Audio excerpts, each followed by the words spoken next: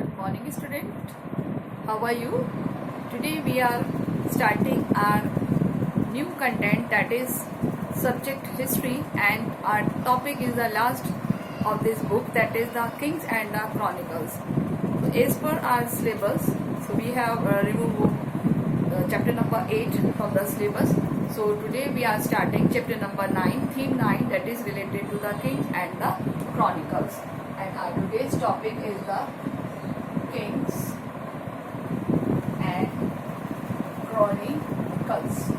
Okay, so King and Chronicles इस means कि अभी तक के जो हिस्ट्री में किंग्स हुए हैं उनकी क्या क्या स्टोरीज हैं, कैसे कैसे उन्होंने एक डेवलपमेंट प्रोसेस को एनहेंस किया है, how do they spread their dynasty, how do they spread their society, how do they change in their empire. So all things, all administrative systems were written in a literature.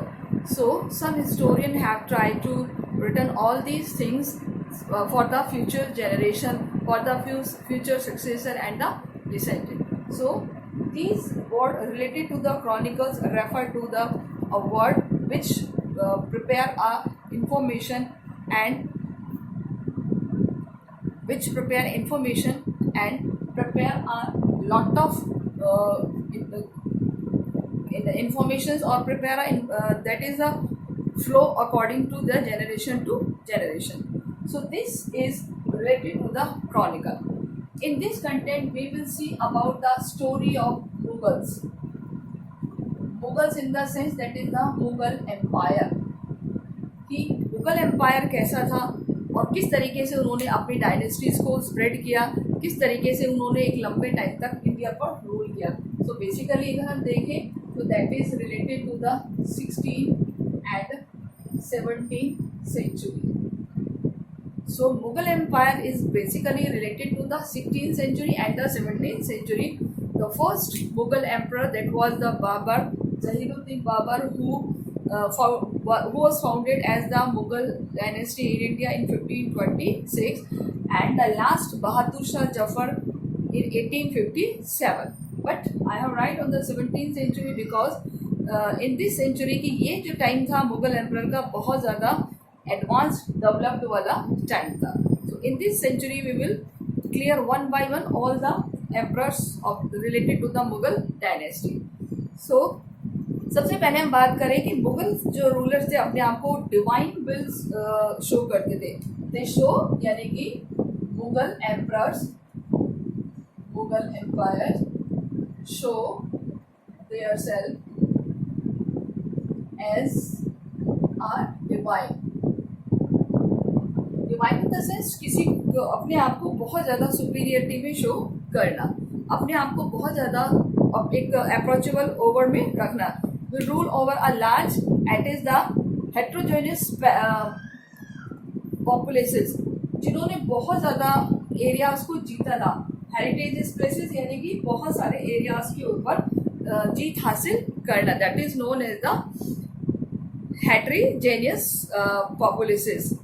सो ये अपनी जितनी भी जीत थी, जितने भी popularity थी, इन सबको return में करके रखना चाहते थे ताकि आने वाले जेनरेशन को उससे इंट्रोड्यूस करवा सके. बिकॉज कि these accounts recorded even to the emperor's time. तो इन्होंने क्या करा, they recorded their time, they recorded their time, यानी उस समय पर उन्होंने किस तरीके से रूल किया और किस तरीके से उन्होंने अपने एरियाज को स्प्रेड किया. इवेंट इसमें करवाते थे. These accounts recorded event of the emperor's time. So all events, time of events, तो देयर टाइम ऑफ इवेंट्स यानी कि जो भी उन्होंने काम किए, उपलब्धियां हासिल किए, वो सब उसमें डालना चाहते थे. Okay, so their writers collected a vast amount of information and the region of subcontinent. तो हिस्टोरियंस यानी कि राइटर्स, हिस्टोरियंस कलेक्ट इंफॉर्मेशन. जो भी इनके राइटर्स थे वो सब क्या करते थे, सारी इंफॉर्मेशंस को कलेक्ट करते थे subcontinent to help the rulers govern their domain. Rulers ने किस तरीके से उस एरिया पे रूल किया है. ओके, सो इस तरीके से उन्होंने क्या लिखना शुरू किया था, क्रॉनिकल्स। अब ये क्रॉनिकल्स क्या होता है हम देखते हैं। तो chronicles word use English, chronicles, what is chronicles? Chronicles क्या है कि modern historian writing in English have turned, the modern writers write in English, which language? English language में इन्होंने लिखना शुरू किया और turn these genres of text known as the chronicles, यानी कि उन्होंने जो भी लिटरेचर्स थे उसको ट्रांसलेट करना शुरू किया इंग्लिश वर्ड में, और वो क्या बन गए, chronicles. As a present of the continuous chronicle record of events, chronicle are the indiscipline. So chronicles उन्होंने लिखना शुरू किया, तो इसके पीछे भी कुछ लॉजिक है। So what, why they started the chronicles at that time, so what are the reasons? So here we will prepare a questions कि why they have started to the chronicles at that time.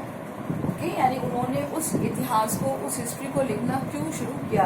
So I have write here, first that is the factual information about the institution, उस institution की actual information को identified करने के लिए तो वो क्या करते थे, collected and classified. Second is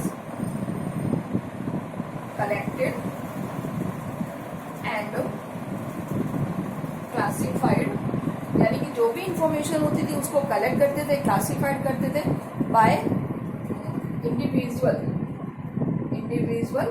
यानी कि इंडिविजुअली उनको क्लासिफाइड करते थे और closely connected with the code, closely connected with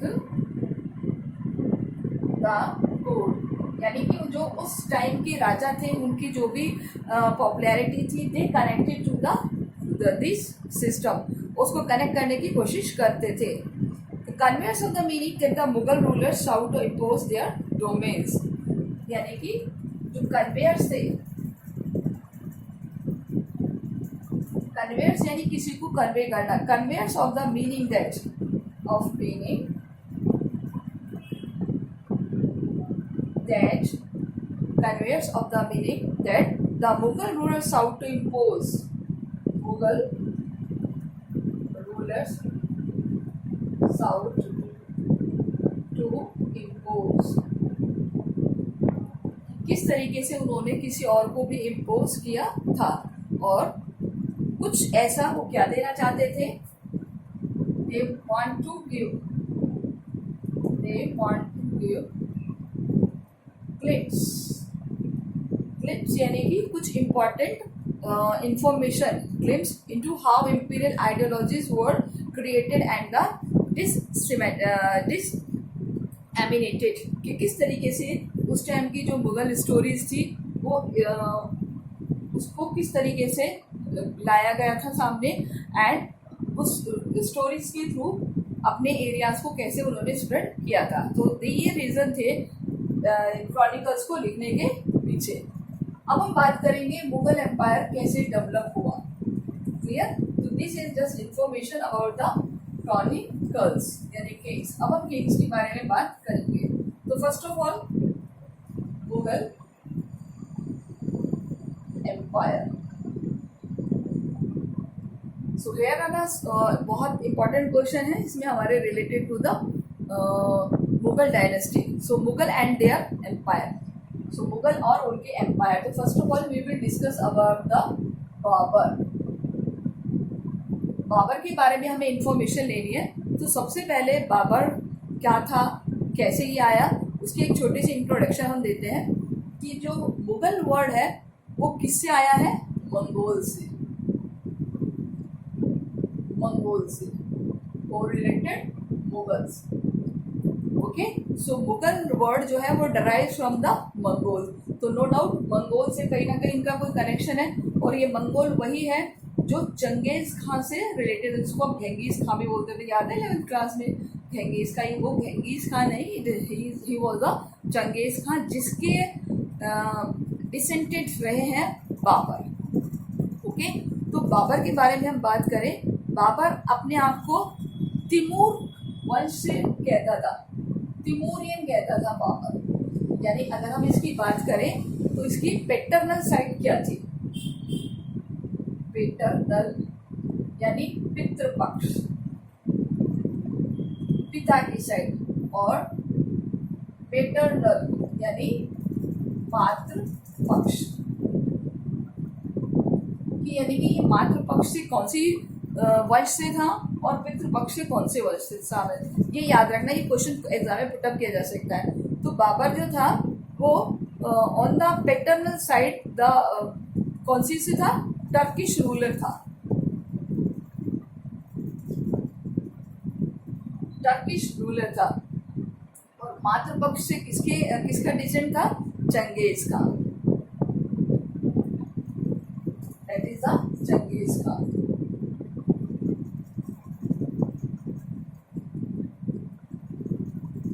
ये इसकी माता का पीहर था, आप कह सकते हो माता का एक जो पीहर होता है वो है। तो इसका ननिहाल जिसको हम कहते हैं वो गेंगिस खान की डायनेस्टी में से था, from the mother side, and spoke Turkish. और कौन सी लैंग्वेज बोलता था, टर्किश लैंग्वेज बोलता था। ओके, तो ये आपको याद रखना है। Which language he used to speak, that is the Turkish language. और वो अपने आप को क्या कहना पसंद करता था, वो अपने आप को टर्किश कहना पसंद करता था, बजाय किसके, बजाय अपने आप को मंगोल कहने के। ओके, तो ये यहाँ पर हमें यूज करना है इस वर्ड का, that is the Turkish referred as a diversely of the Mongol to barbaric horde, यानी कि मंगोलों का तो वो मजाक उड़ाता था। तो उसको कौन सी लैंग्वेज ज़्यादा पसंद थी, उसको टर्किश लैंग्वेज ज़्यादा पसंद थी। अब हम बात करते हैं इंडिया में आया कैसे। ओके, तो ये है बाबर। तो बाबर ने जो फर्स्ट बैटल शुरू किया है, दैट इज द इंडिया में फर्स्ट बैटल था the first battle of Panipat, first battle of Panipat, that is कौन से ईयर में हुआ है, 1526, 1526। इब्राहिम लोदी और ऐसे लिखते हैं बाबर। क्लियर? तो first battle of the Panipat, that is between the 1526 between Ibrahim Lodi and the Babur. No doubt Babur जीता, बिकॉज बाबर ने ये जो बैटल जीता था वो थ्रो द तोप जीता था। तो तोप उस टाइम चल गई थी, तो इस वजह से जो इब्राहिम लोदी है वो हार गया था। तो यहाँ में एक और क्वेश्चन पता चलता है, लोदी वंश का जो लास्ट रूलर था वो कौन सा था, that is the Ibrahim Lodi. और उसको डिफीट किया है किसने, उसको डिफीट किया है बाबर ने। और आफ्टर दैट मुगल एम्परर को फाउंड किया।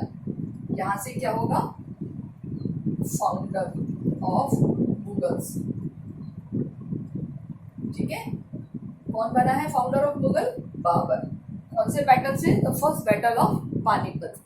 ओके, तो यहाँ हम उसकी कुछ अचीवमेंट्स पढ़ेंगे, देखेंगे कि किस तरीके से ये आया था। थर्ड पैराग्राफ में हम देखते हैं, छोटा सा है कि ये इंडिया का नहीं था, बाबर इंडिया का नहीं था। ये कहाँ का था कि that is for the consequent the political alliances between the Mughals and local chieftains. The founder of empire, the Zainuddin Babur, was driven from his Central Asian homeland. उसको सेंट्रल एशियन के होमलैंड से उसको भगा दिया गया था, जो कि फरगना में था।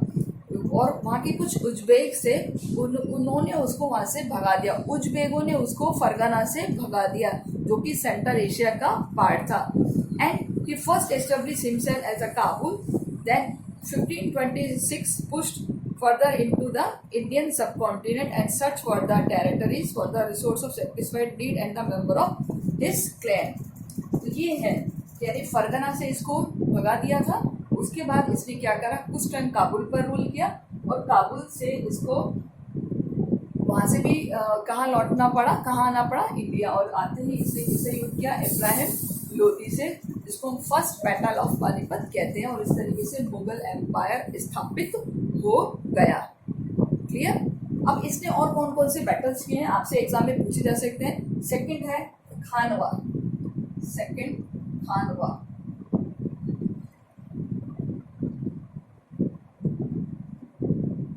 नंबर का बैटल किसके बीच हुआ है? राणा सांगा और बाबर। ठीक है, तो ये आपको लिस्ट प्रिपेयर करनी है बैटल्स की बाबर की। ठीक है, ये इसका सेकंड बैटल था। थर्ड बैटल था दैट इज द चंदेरी का युद्ध, जिसको चंदेरी का युद्ध भी कहते हैं। आपको ये याद रखने हैं सारे। चंदेरी का युद्ध हुआ है 1528 में, ये हुआ है 1527 में। ओके, चंदेरी का जो बैटल हुआ है वो बिटवीन हुआ है मेदिनी रॉय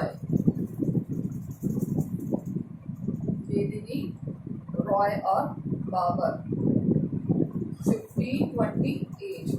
यहाँ आपको इन बैटल को बताने के पीछे एक ही लॉजिक है, दैट इज कि आपको पता चल जाएगा कि किस तरीके से Mughal dynasty day by day हमारे इंडिया में डेवलप होती चली गई। और इसका जो लास्ट हुआ है battle that is the Ghaghra. ठीक है, last battle that is the Ghaghra 1529 में हुआ था। और इन बैटल्स के बाद जो मुगल एम्पायर है वो डे बाय डे और ज़्यादा डेवलप होता चला गया। Clear student? So these are the very important information about the Mughal dynasty. Okay, Mughal dynasty, और वो भी कौन सा? ज़हीरुद्दीन बाबर। बाबर ने एक और इम्पॉर्टेंट लॉजिक दिया that is the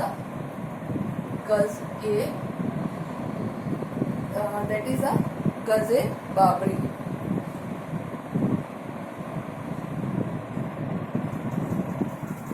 Gaz-e Babari, तो that is the instrument of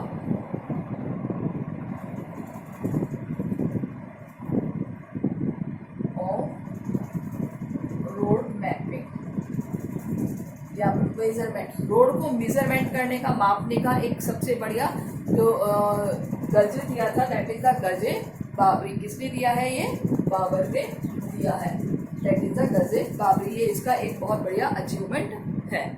ठीक है, आप ये याद रखेंगे, Gaz-e Babari. So these are the information related to the Babur. Okay, कि बाबर ने किस तरीके से ये सारे बैटल्स को जीता है। तो लास्ट बैटल है 1529 का, that is the battle of Ghaghra. And after that 1530 में उसकी डेथ हो गई थी। In which year? उसकी जो डेथ हुई है वो कब हुई है? 1530 में। और उसके बाद जो उसका सक्सेसर बना है वो हुमायूं बना है। क्लियर? तो वन बाय वन हमें इनकी लाइनेज भी देखेंगे कि किस किस की क्या क्या लाइनेज है। हाँ, वन थिंग और इम्पॉर्टेंट दैट इज कि इसने एक और लिखा है तुजुक बाबरी। क्या लिखा है? तुजुक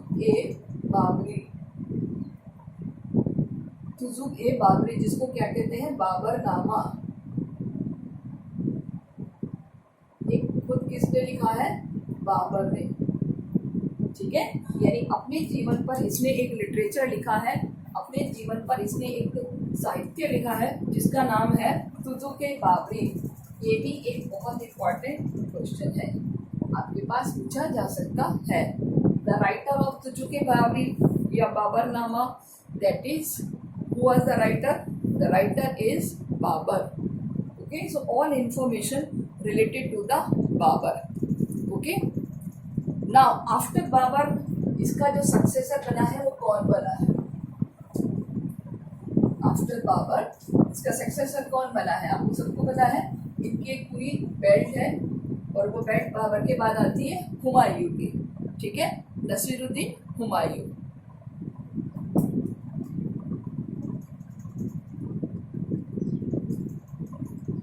जो बाबर का बेटा है।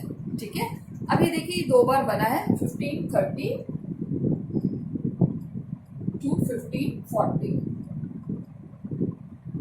आपको पता होना चाहिए हुमायूं है वो दो बार राजा बना है 1530 से 1540 और फिर उसके बाद 1555 to 1556, यानी कि 56 में उसकी डेथ हो गई। क्लियर? अब ये देखिए दो बार कैसे बना है। बाबर की डेथ हुई है 1530 में आफ्टर उसकी डेथ कौन बना है? हुमायूं। हुमायूं यानी उसका बेटा उसका सक्सेसर बना है, यानी उसका बेटा राजा बना है।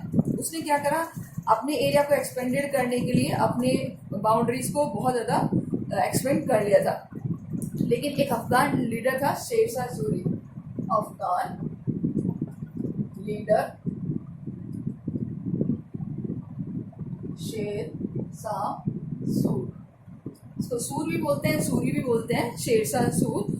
उसने क्या करा, उसने इसके एरिया पर कैप्चर कर लिया और उसको एक्साइल कर दिया। एक्साइल करना यानी उसको भगा देना वहाँ से, और वो वहाँ से भाग गया और एज अ रिफ्यूजी दर बदर भटकता रहा। कौन? As a refugee, Humayun as a refugee दर बदर भटकता रहा। आफ्टर उसको एक काफ़ी सारे जो रूलर्स थे उन्होंने हेल्प करी, यानी कि Humayun took refugee as a court of Safavid ruler of Iran. Iran में वो कैप्चर रहा। उसके बाद 1555 में वापस उसने इसको डिफीट कर दिया है। इसको डिफीट किया है, शेरशाह सूरी को डिफीट कर दिया और वापस से गद्दी पर बैठ गया। कब तक रहा है? 56। तो ये लंबे टाइम तक नहीं बैठ पाया। आफ्टर 1 ईयर यानी 56 में ही इसकी डेथ हो गई। तो ये है किसका रूलर? हुमायूं का। ओके, अब हम बात करेंगे अकबर की। हुमायूं के बाद आता है अकबर। 1556 से 1605, 1556 टू 1605। क्लियर? तो ये हमें एक लाइनेज है जो इनकी वंशावली है, वो हमें याद रखनी है ईयर वाइज, ये बहुत इंपॉर्टेंट है। तो आपको पता ही है, Akbar was known as the great emperor. Mughal dynasty में जो सबसे ज़्यादा किसी किंग को याद किया जाता है, सबसे ज़्यादा जो किसी रूलर को याद किया जाता है, वो अकबर को याद किया जाता है एज अ बहुत ज़्यादा पावरफुल और बहुत ज़्यादा इम्पोर्टेंट रूलर के रूप में, बिकॉज उसने बहुत सारे ऐसे अचीवमेंट्स किए हैं, जस्ट लाइक कि not only expanded but the consolidated his empire, making his largest, strongest and the richest kingdom of that time. यानी कि उसने अपने एम्पायर को क्या क्या बनाया? Largest, powerful and richest.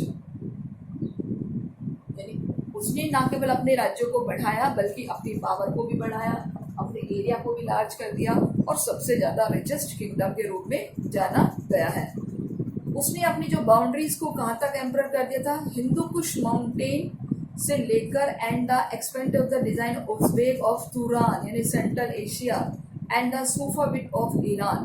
यानी कि जो अगर हम इंडिया की बात करें तो इंडिया में फ्रॉम नॉर्थ टू ईस्ट यानी बिहार और बंगाल का एरिया, और इधर हम बात करें तो वेस्ट का एरिया, और इधर हम साउथ के कुछ पार्ट का एरिया जहाँ पर अकबर ने अपना कैप्चर कर लिया था, and the sub continent that is the Iran, Iraq.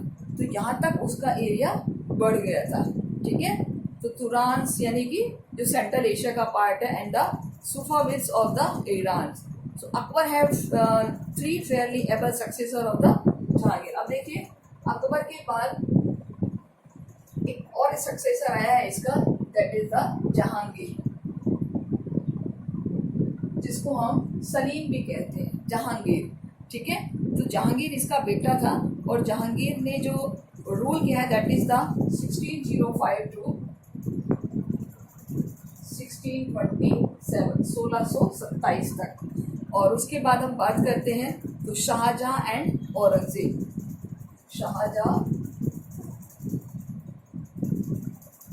Shahjahan का टाइम है 1628 से लेके अगर हम बात करें तो 58 तक, 1658 तक। And last is the Aurangzeb, which is Aurangzeb in the sense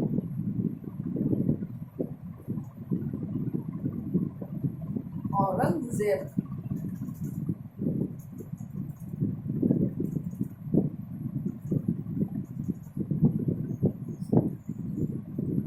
सबसे लंबे टाइम तक इसने रूल किया है। ठीक है, यानी कि 1658 से और 1707। तो ये जो था औरंगजेब, वो उस टाइम का सबसे ज़्यादा कट्टर मुस्लिम शासक बना था, बिकॉज इसके टाइम में जो मुस्लिम एम्पायर था वो अनसर्टेन वाली सिचुएशन में हो गया था। बिकॉज जहाँ औरंगजेब था उसके टाइम में बहुत ज़्यादा बैटल्स हुए थे हिंदूज और मुस्लिम्स को लेकर, क्योंकि ये जो था वो हिंदुओं को बिल्कुल पसंद नहीं करता था। तो औरंगजेब के बारे में कहा जाता है कि ऑल्दो उसने अपनी टेरिटरी को बहुत ज़्यादा एक्सपेंड किया था, बट जो इसके सबसे बड़ा टाइम था उस सेंचुरीज़ का वो ये था कि ये जो अनस्टेबल हो गया था, और इस ड्यूरेशन में ईस्ट इंडिया कंपनी भी यहाँ पर आ गई थी। तो ईस्ट इंडिया कंपनी को भी इसने हेल्प करके और काफ़ी हद तक क्या करते हैं कि कंपनी के हाथों में अपने मुग़ल एम्पायर की बागडोर को सौंप दिया था। बिकॉज यहीं से हम देखेंगे कि औरंगजेब अगर सही होता तो मे बी शायद ईस्ट इंडिया कंपनी अपने आप को इतना ज़्यादा सेटल नहीं कर पाती। यानी कि during the 16 and 17 century the institution of imperial structure were created, these included effective method of the administration and the taxation. यानी औरंगजेब के टाइम में धीरे धीरे जो टाइम है वो डिक्लाइन होने लग गया था, पतन होने लग गया था। क्यों? क्योंकि इसके बाद कोई और ऐसा सक्सेसर नहीं आया। ठीक है, यानी कि ऑल्दो इनका जो सिस्टम था बहुत ही अच्छा था, एडमिनिस्ट्रेटिव का, टैक्सेशन का, मुगल एम्पर का। सो political alliances and the relationship was the formed, status and the hierarchies defined. So political system diverse, the Mughals were based on a combination of military power and the conscious of the policy accommodate of the different traditions they entered the subcontinent। तो इस तरीके से किस तरीके से उन्होंने सब continents के बियॉन्ड भी जाकर अपने एम्परर को डेवलप किया है। After 1707 the death of Aurangzeb the power of dynasty diminished, यानी कि धीरे धीरे खत्म होने लगी थी। The vast emperor empire control by the Delhi, Agra और लाहौर। कौन कौन से एरिया? दिल्ली, आगरा और लाहौर। क्लियर? सो दिल्ली, आगरा और लाहौर का जो एरिया था वो धीरे धीरे अब उनके हाथों से निकलता जा रहा था। ठीक है, the different capital cities regions were acquired the great autonomy, और ये धीरे धीरे जो ग्रेट ऑटोनॉमी थी उनके हाथों में चला गया। अब हम बात करते हैं यहाँ पर कुछ कैपिटल्स की कि कौन से कैपिटल्स कब बनाई है। तो बहुत ध्यान से देखिए, ये हम किस किस के टाइम में कौन कौन सी कैपिटल्स रही हैं।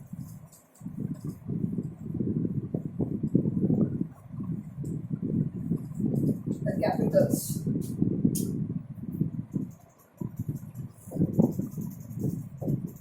Capitals of Mughal rulers, Mughal राजाओं की जो कैपिटल है वो कहाँ कहाँ रही है हम इसमें देखते हैं। तो सबसे पहले देखते हैं आगरा। 1526 टू, यानी आगरा को कैपिटल बनाया है इन्होंने 1526 to 15, Agra that is 1526 to 1571। Okay, second इन्होंने बनाई है फतेहपुर, सीकरी। ये कब तक कैपिटल रही है देखिए, 1571 से लेके 1585, 1571 से 1585। ओके, ये तब तक कैपिटल रही है। थर्ड इन्होंने चेंज कर दिया लाहौर। लाहौर में इनकी कैपिटल रही है 1585 से 1598, 1585 से 1598। क्लियर? उसके बाद वापस आगरा अकबर के टाइम में। ठीक है, आपने सीरियल्स में भी देखा होगा, आगरा उनका मेन पॉलिटिकल सेंटर था, जो कि 1598 से 1648 तक रहा है। क्लियर? तो ये सारी कैपिटल्स आपको याद करनी है। एंड उसके बाद है शाहजहांबाद, शाहजहांबाद जिसको हम दिल्ली भी कहते हैं। ठीक है, बाद में क्या बना दिल्ली। तो ये कब तक रहा है? 1648 से 1857 तक, यानी लास्ट एम्परर जो बहादुर शाह जफर था तब तक ये कैपिटल उस टाइम चलती रही थी. ओके, सो इस तरीके से this is the scenario that is related to the capital of Mughals empire. तो आपको ये सारी चीज़ें याद रखनी है कि मुगल एम्पायर की जो कैपिटल है वो कितनी थी, कहाँ, कब कब, कौन से ईयर में किस किसने चेंज की है. सो this is the time line. So note down all this in your note. Okay, video को पॉज करके ये सारी जो कैपिटल्स है आप उसको नोट डाउन कर ली, बिकॉज आपको ये आपकी बुक में नहीं मिलेगी. This is the additional knowledge, extra knowledge है ये आपके लिए, जो कि आपके एग्जाम में पूछी जा सकती है कि लाहौर की कैपिटल कब से कब तक थी, शाहजहाबाद की कैपिटल कब से कब तक थी. ओके, तो this is important part of your content. Clear कि फर्स्ट एम्परर कौन था, सेकेंड एम्परर कौन था, बहादुर शाह जफर कौन था. One thing I want to tell you, that is the Rudyard Kipling's. Rudyard Kipling जिनकी एक बुक है जंगल बुक. सबने देखी होगी ये जो कॉमिक है जंगल बुक, सुना भी होगा इसके बारे में. तो इनके राइटर कौन है, रुडयार्ड किपलिंग्स, जंगल बुक. तो उनमें एक जो वर्ड यूज हुआ है उसका जो मेन कैरेक्टर है दैट इज द मोगली. ठीक है, जो मोगली कैरेक्टर है वो भी even the name of derive from the Mughal.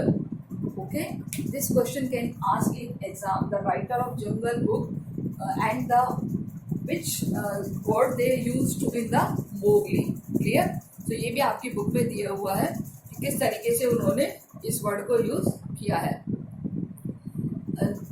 अगर हम बात करें कि मुगल ने अपने आप को 16वीं सेंचुरी में इंडियंस का रूलर डेवलप कर दिया, डिक्लेयर कर दिया, एंड उसके बाद बहुत सारी फैमिलीज ने यहाँ पर रूल्स करना शुरू कर दिया. वो हम एक दो सिनेरियो इसमें ऑलरेडी देख चुके हैं. Okay, and after that this lineage we will prepare the production of chronicles. यानी कि किस तरीके से जो प्रोडक्शन है क्रॉनिकल्स के वो प्रिपेयर होते थे.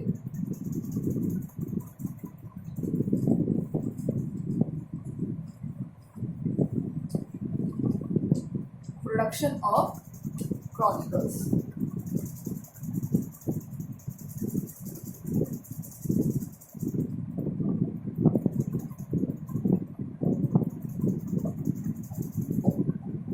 किस तरीके से ये जो क्रॉनिकल्स है इसके प्रोडक्शंस को लाते थे. हम देखते हैं कि जो मुगल एम्परर्स थे ये इंपॉर्टेंट सोर्स थे हमारे किसी भी एम्पायर के और कोड के. They written in order of project vision to एनलाइन किंगडम ऑल दस वो कम अंडर द अम्ब्रेला. यानी कि कैसे ये अम्ब्रेला, एक ही अम्ब्रेला के नीचे ये एम्परर डेवलप हुआ है. तो फर्स्ट ऑफ ऑल कि इनके जो भी लिखने वाले थे वो सारे कौन होते थे, उनके ही दरबारी होते थे. ठीक है, कौन होते थे, इनके जो राइटर्स होते थे, ऑथर्स होते थे Mughal chronicles, that is the coteries होते थे. फर्स्ट द ऑथर्स,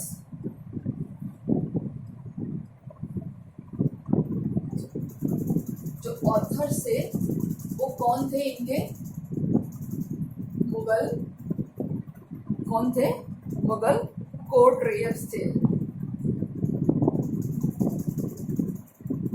यानी कि इनके दरबार में रहने वाले ही व्यक्ति थे. ये क्या करते थे, they wrote focus on event centre of the ruler.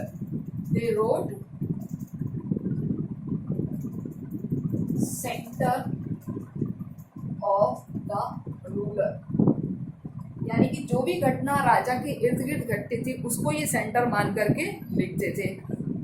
तो and the court and nobles Wars administration and arrangements, किसके बारे में लिखते थे, उनकी फैमिली, हिज फैमिली. यानी उसकी किसके बारे में लिखते थे, हिज फैमिली, उनके कोर्ट, उनके दरबार के बारे में लिखते थे, एंड नोबल्स, जो उनके परिवार में और लोग होते थे उनके बारे में लिखते थे, and Wars and administration, wars and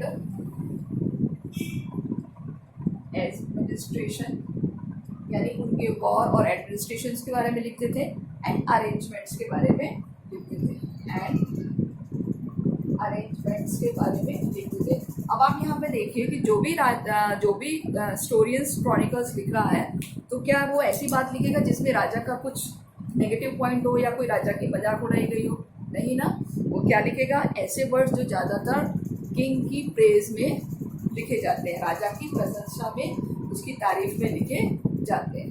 so most of time they use the word which related to the praise of the king. तो कुछ ऐसे टाइटल्स हैं जो उन्होंने दिए, जैसे द अकबरनामा। कौन कौन से टाइटल्स हैं? अकबरनामा, ठीक है, अकबरनामा, जिसको आईने अकबरी भी कहते हैं, जिसको अबुल फजल ने लिखा है, ठीक है, जो कि किससे रिलेटेड है? अकबर से रिलेटेड है। शाहजहांनामा, शाहजहांनामा, यानी कि जो शाहजहां से रिलेटेड होगा। इसके अलावा आलमगीर, आलमगीरनामा, नो डाउट ये आलमगीर से होगा। तो यानी कि किसके बारे में है? ये अकबर के बारे में। स्टोरी ये किसके बारे में है? अकबर। ये किसके बारे में है? Shah Jahan. That is about the Shah Jahan, और that is about the Alamgir. इस तरीके से उनके लिए बहुत ही रिस्पेक्टफुल भी वर्ड्स यूज करते थे। ओके, और ये जो टाइटल थे, that is it a title Mughal ruler Aurangzeb suggests that in the eyes of their authors of the history of the empire and the court to synonymous with that emperor, यानी कि जो इनकी हिस्ट्री थी, यानी कि जो कोर्ट का इतिहास था, वही राजा का भी इतिहास माना गया है। यानी कि the rule of ruler similar as the rule of court. Okay, यानी कि द रूल ऑफ रूलर, जो राजा ने राज किया है, वो क्या है? द रूल ऑफ कोर्ट, वही दरबार का रूल है। ओके, सो यहाँ पर एक सबसे इम्पोर्टेंट थिंग है। Clear? One another things will clear about our next video, that is related to the Turkish to the Persians. मैं आपको इसमें थोड़ा सा शॉर्ट में बता देती हूँ कि जो इनकी लैंग्वेज थी, that is the Turkish language थी। बाबर की जो लैंग्वेज थी वो कौन सी थी? टर्किश लैंग्वेज थी। बट वो टर्किश लैंग्वेज के अलावा उसने पर्शियन लैंग्वेज को भी प्रेफर किया। तो मुगल क्रॉनिकल्स वो रिटन इन द पर्शियन। तो ज़्यादातर जो लैंग्वेज रिटन है वो कौन सी इसमें है? Written in Persian. पर्शियन को कहते हैं हिंदी में फारसी, ठीक है। पर्शियन को कौन सी लैंग्वेज कहते हैं? पर्शियन को हिंदी में फारसी कहते हैं। इसके अलावा कि उस टाइम की जो मेन लिटरेरी राइटिंग्स थी, दैट इज स्पेशली हिंदवी, और दूसरी लैंग्वेज कौन सी थी? हिंदवी, जो हम बोलते हैं हिंदवी, यानी हिंदी लैंग्वेज, ठीक है, हिंदी लैंग्वेज।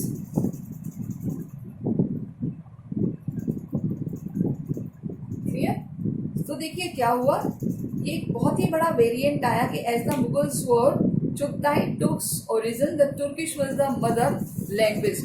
जो चुगताई थी यानी टर्किश थे, उनकी मदर लैंग्वेज क्या थी? Turkish. The first ruler Babur wrote his poetry on the memories in his language, यानी कि अभी जैसे मैंने आपको बताया था कि जो बाबरनामा है वो कौन सी लैंग्वेज में लिखा हुआ है? टर्किश में। तो किसने लिखा है? खुद बाबर ने लिखा है, ठीक है। तो टर्किश लैंग्वेज में लिखा है, तो इसका मतलब उस टाइम टर्किश लैंग्वेज को ज़्यादा प्रिविलेज जाती थी। बट अकबर के टाइम में सबसे ज़्यादा जो मुगल कोर्ट की लैंग्वेज थी, यानी at the time of Akbar, कौन सी लैंग्वेज बन गई? पर्शियन। कौन सी लैंग्वेज को पसंद किया जाने लगा? पर्शियन लैंग्वेज को पसंद किया जाने लगा, यानी लीडिंग लैंग्वेज बन गई थी। तो यहाँ पर यहाँ पर पूछा जा सकता है कि which is the leading language, leading language. Okay, leading language आपको पता है। तो ये रीडिंग लैंग्वेज बन गई थी। एंड आफ्टर दैट जो अकबरनामा है, यानी अकबरनामा जो अबुल फजल ने लिखा है, ठीक है, जिसको आईने अकबरी भी बोलते हैं, आईने अकबरी, ठीक है, वो कौन सी लैंग्वेज में लिखा गया है? पर्शियन लैंग्वेज में लिखा गया। एंड आफ्टर दैट उसको ट्रांसलेट किया गया है, क्या बोलते हैं, बाबरनामा को भी इन द टर्किश से पर्शियन लैंग्वेज में ट्रांसलेट किया गया है।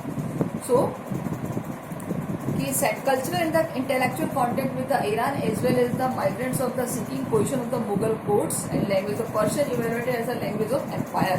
और इस तरीके से पर्शियन लैंग्वेज एम्पायर की लैंग्वेज बन गई। The power prestige of the who had a command of it, the spoke king, the household and the elite of the court. Further, it became a language of administration level and account clerks and the functionaries also learned it. यानी कि अब ये Persian language सभी को सीखना बहुत ज़्यादा compulsory हो गया, चाहे वो एडमिनिस्ट्रेशन का पार्ट हो, चाहे वो अकाउंटेंसी का पार्ट हो एट द मुगल कोर्ट। ठीक है, एक कुछ और किया गया है कि Mughal chronicle such is Akbarnama work written in Persian. मैंने आपको जैसे बताया कि अकबरनामा कौन सी लैंग्वेज में लिखा गया है? पर्शियन लैंग्वेज में लिखा गया है। और बाबर की जो मेमोरीज है, बाबरनामा यानी तुजुक बाबरी, वो टर्किश में लिखी है। बाद में उसको ट्रांसलेट किया गया है किसमें? Translated in Sanskrit such as the क्या बोलते हैं, उसको ट्रांसलेट किया गया है पर्शियन लैंग्वेज में। एक और चीज दी हुई है कि the translation of Sanskrit text such as Mahabharata and the Ramayana, यानी कि महाभारत और रामायण जो कि कौन सी लैंग्वेज में थी? संस्कृत, उनको भी ट्रांसलेट किया गया है किसमें? They translated into Persian language, translated Persian. ठीक है, कौन सी लैंग्वेज में किया गया है? पर्शियन लैंग्वेज में। और इसको पर्शियन लैंग्वेज में ट्रांसलेट करने के बाद क्या नाम दिया गया है? दैट इज द एक वर्ड है द बुक ऑफ वॉर, यानी महाभारत को किस नाम से बदला गया है? That is the रज़मनामा।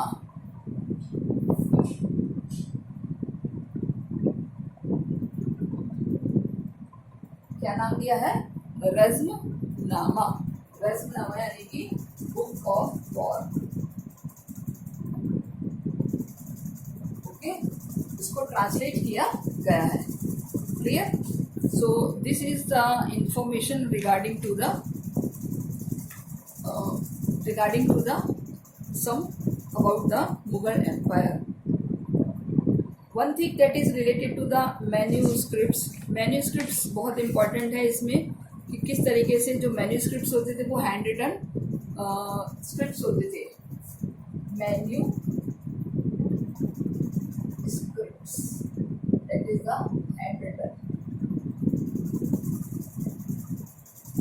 ओके, जो हैंड रिटन स्क्रिप्ट्स होती थी ये बहुत ज़्यादा वैल्यूबल होती थी क्योंकि उस टाइम मशीनें तो थी नहीं जो इनको लिखा जा सके।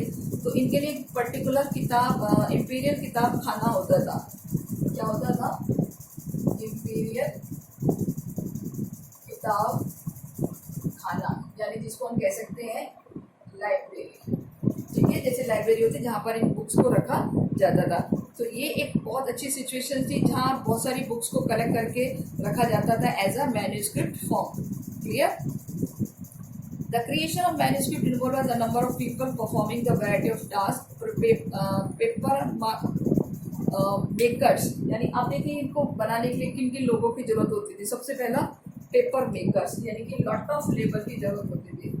लॉट्स ऑफ लेबर, सबसे पहला पेपर मेकर्स जो पेपर बनाने का काम करता था। क्लियर? उसके बाद to prepare the manuscript, foils of the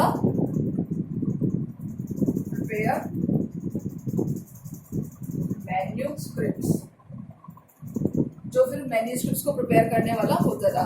उसके बाद होता था कैलीग्राफिक्स, स्क्राइब्स और कैलीग्राफिक। स्क्राइब्स और कैलीग्राफिक्स।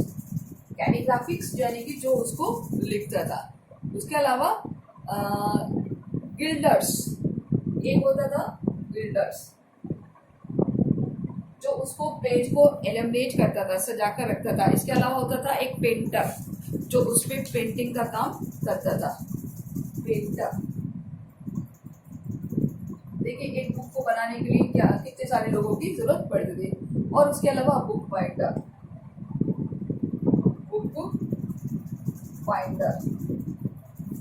तो इतने सारे लोग जो होते थे वो किसी काम को करते थे, यानी कि इतने सारे लोग उसको करते थे। अच्छा, इनकी कैलीग्राफी की एक और फीचर था कि जब भी ये कोई पिक्चर्स बनाते थे, जैसे मैन्युस्क्रिप्ट में जब भी यहाँ पर ये कोई लिखते थे इस तरीके से, उसके इस ब्लॉक को ये ब्लैंक छोड़ देते थे, बिकॉज यहाँ पर क्या आती थी पिक्चर। फिर उसके बाद क्या करते थे, ये लिखते थे और उसके बाद उसकी पिक्चर।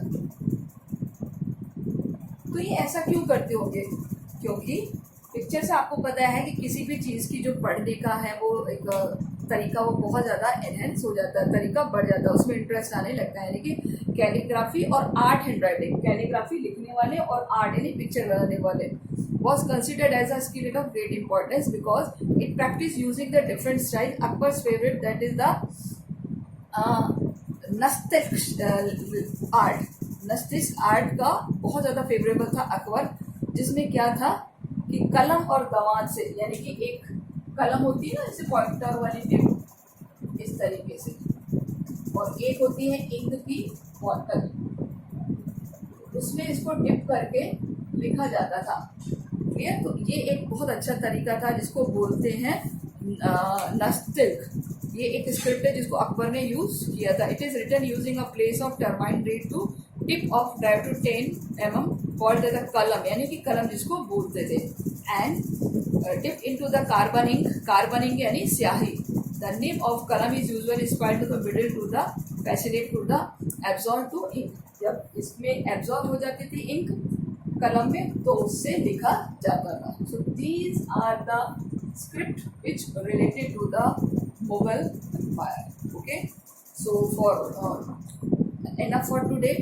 आई थिंक तो बहुत अच्छे से हो गया होगा, आपको समझ में आ गया होगा जो भी आपको बताया जा रहा है। अच्छे से लर्न करिए एंड इसको ट्राई कीजिए और इसको होमवर्क पे करना है। जो भी आपको एक्स्ट्रा नॉलेज दी है, चाहे वो बैटल ऑफ बाबर हो, हुमायूं हो, अकबर्स हो, and the capitals from the different time and the different places. So keep all thing is in mind and take care. Okay, thank you students.